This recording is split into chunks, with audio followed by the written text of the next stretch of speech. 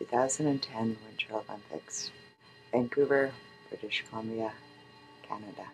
For those who are joyed about the hockey games, patriotism, the reputation of Canada, this is joy. For some of us who have been subject to the changes in our neighborhoods, the changes in our local finances, who have been personally and as a community affected by the changes in funding. It's not joy, it's not celebration. It is sorrow and anger and resentment. There have been so many protests now that it's here. There are those who continue to demonstrate, protest. There are those of us who document and comment. I live in East Vancouver, the poor side of town, home of counterculture revolutionaries, artists, political activists, more artists, and the poorest postal code in Canada. Did you hear that? Helicopters searching, circling. What are they looking for? Since early February, there's no parking in my neighborhood without a special permit. Shopkeepers are furious and residents are baffled. Police officers outnumber the pedestrians on the sidewalk. I've heard rumors that the local businesses employed by the Olympics have had to remove their company logos.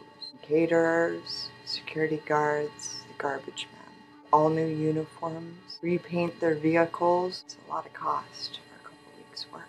So much for advertising local businesses during the Olympics. I've heard rumors that the local folk who are working for the Olympics work long days with next to no breaks. This is against Canadian employment laws. I've heard rumors that those folks living under bridges and doorways have all been arrested. Their pay this ticket or be incarcerated ticket coming due the day before the Olympics start. Coincidence? I don't think so. I've heard rumors that folks working on government-funded projects doing research about the homeless are out of work for a month for the duration of the Olympics. There's no homeless people here. Where did they go? I've heard rumors of one-way bus tickets to Kelowna, 7 hours drive from here. Winters are much colder there. A friend of mine had to move for February 1st. In searching for a new home, she was surprised at how cheap accommodations seemed to be. $750, she saw, and she realized this was per day for the Olympics. Today I walked along Hastings Street from Princess to Granville, the poorest region in the entire country. It's the home of crackheads, hookers, thick crowds of shopping cart junk vendors, a distinct culture that normally I walk through with caution and both eyes open. I once shot some video footage there, but our car was attacked. Today I walk slowly through this area, my camera openly in hand, snapping photos of the Olympic effect on the Downtown Eastside. On Main and Hastings, center hub of this underbelly community. I have a plan of doing a photo shoot of all the tourists and the lack of the locals. But there are still a few underculture characters sitting on the doorstep of the library, so I respect their privacy. In the downtown core of Vancouver, a solid mass of human being bodies spans the width of the entire street plus both sidewalks, for about 6 blocks this way, 4 blocks that way. A sea speckled with red and white. I've heard rumors that the number of people partying in the streets downtown exceeds 150,000. The phrase Riot 2010 has been passed around for years, since a few days after we were voted in to have the Olympics. There's this caution. Your mother warned you about us. Cleavage shot for you. I wasn't intending to wear the shirt today. I wasn't sure if it was the right decision to go into an area of tourists, police, force, presence, protesters, while wearing a swear word across my boobs. A friend of mine mentions that when the Olympic torch was in his neighborhood, he'd been plotting to try to steal it, knowing that he would probably be arrested, charged, tasered. The torch was stopped twice in my neighborhood. I would like a map showing all the places that the Olympics torch was delayed, stopped, rerouted due to protests, dissidents, roadblocks. These things aren't publicized in mainstream media.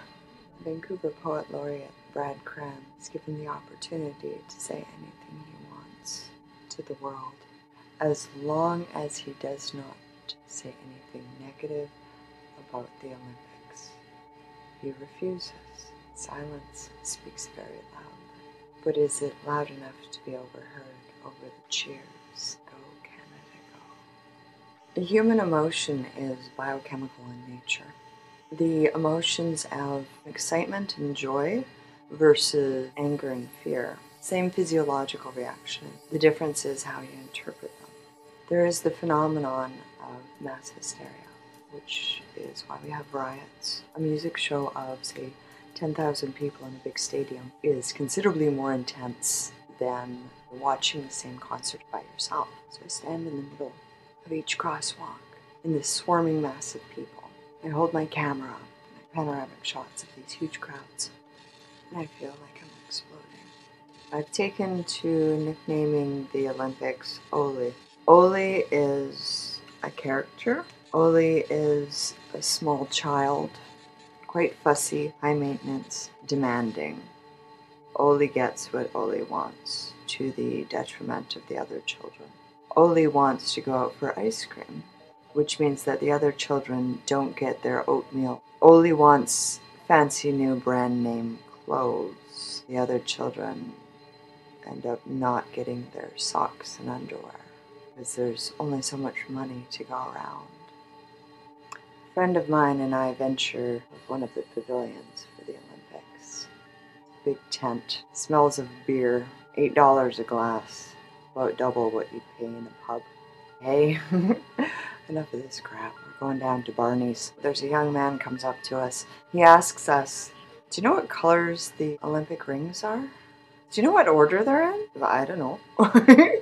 He says, no, I ask because I want someone to draw that on my coat. And we're surrounded by Olympic logos, corporate sponsors, and not one single image of the Olympic rings has the colors. They're all pale blue or white, whitewashed like my city. So he suggests, why don't you just write whatever you want on my coat? And he hands each of us a felt pen. I duck around his shoulder. My friend looks at me with wide eyes. She knows I have many things to say, but this young man is a nice guy. And so I scribble between his shoulder blades, take care of the hometown, homeland, and draw the cross. East. Yeah.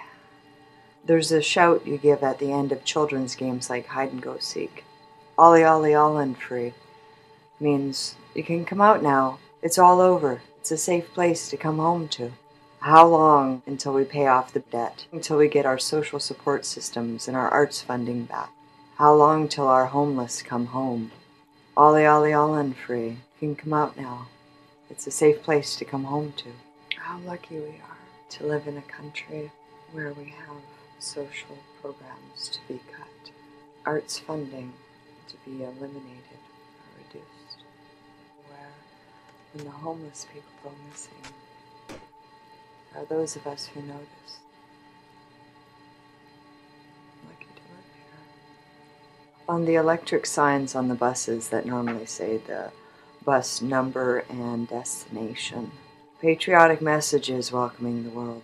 Welcome to Canada. Go for gold. Go, Canada, go.